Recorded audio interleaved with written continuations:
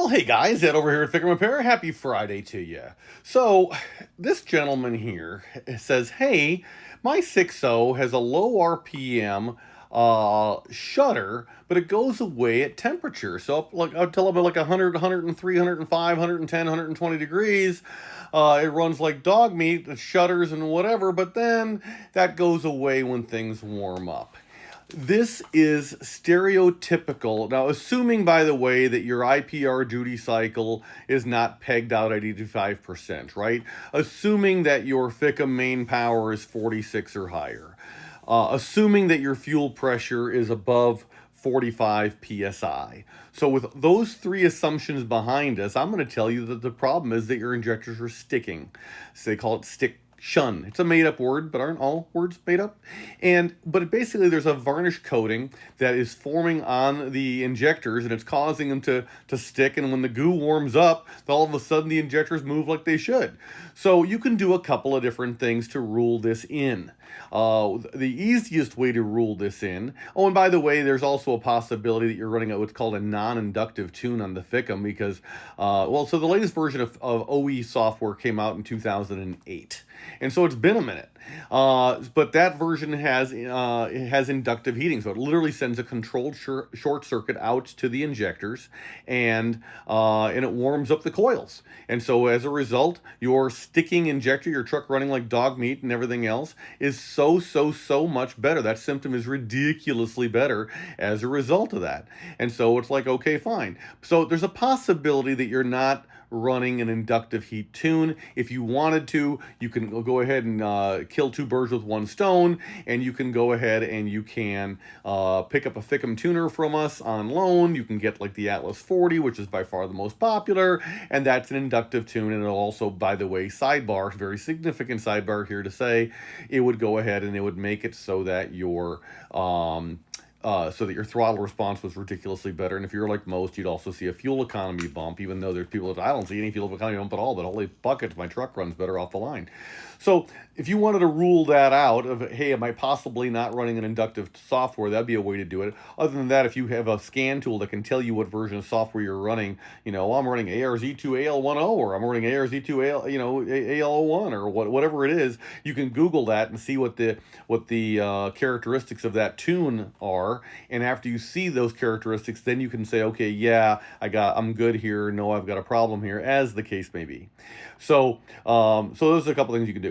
But what about this product in the background? This is a product called RevX, and what it is, you drop it in the crankcase where you take your oil filler off, and you put these two bottles in. They're $1, not gonna lie. They're spendy little buggers, but it's like instantaneous, right? You put it in, and you're like, holy crap, my problem went away. If holy crap, your problem went away, guaranteed it's the injectors sticking. So you can either go ahead and continue to run this product ad infinitum every single oil change, and for the first 3,000-4,000 miles of the oil change, woohoo, and then it wears out, and it'll go, oh, crap for me. That's option one. Option two, you can say, hey, Ed, tell me about the injectors you sell, and we can hook you up with a set of sticks.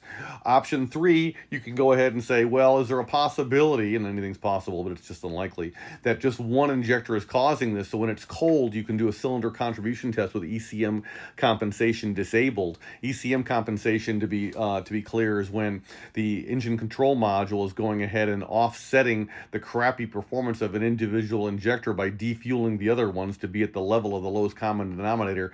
It's kind of like when you're in grade school and your buddy's just not picking up what the teacher's laying down, and the whole class slows down for your buddy, and then the teacher eventually is like, oh, sorry, man, I just can't slow down enough for you. You're going to special ed. I'm just here to say, out the door you go. And all of a sudden you set a contribution code, right? But if you go ahead and do a cylinder contribution test with ECM compensation disabled, then all of a sudden what'll happen is you'll go ahead and you'll see when it's cold which injector or which injectors are not contributing at the same level, and you can be, aha, it's number 5, aha, it's number 8, whatever it is, and then take care of just that one injector. So now you're just buying one injector from me or two injectors from me. But don't you think the rest of them had a similar service life? Of course they did, right? And so do you just want to change out the one injector? I don't think you do. Alternatively, because it's just gunk in the injectors, because recognize, the goal is to tell you stuff, not sell you stuff. I can, for like $100 I can sell you a new set of O-rings and stuff. You can, run off to Harbor Freight, buy yourself an ultrasonic cleaner, 50% simple green, 50% water, put the wife's jewelry, the girlfriend's jewelry up inside there, clean it all up and everything else. And after you do that, then go ahead and take your injectors apart one at a time and put them in there. And let all that goo come off. Do not do the whole, steel wool to your spool valves. That's truly not smart. I know there's some YouTube videos on it. Oh my goodness, no, please don't do that.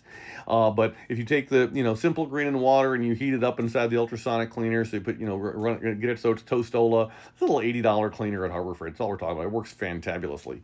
But take your injectors totally apart. We also sell an injector take apart tool. Just do a search on injector tool. You'll find it on our site, and you can take it apart and and then go ahead and run it through there, and then put it back together again, and life is good. And you're going to do one at a time because it's ridiculously easy to put an injector together backwards, but that will enable you to see, hey, let me go ahead and just clean up these injectors, and that way I don't have a problem.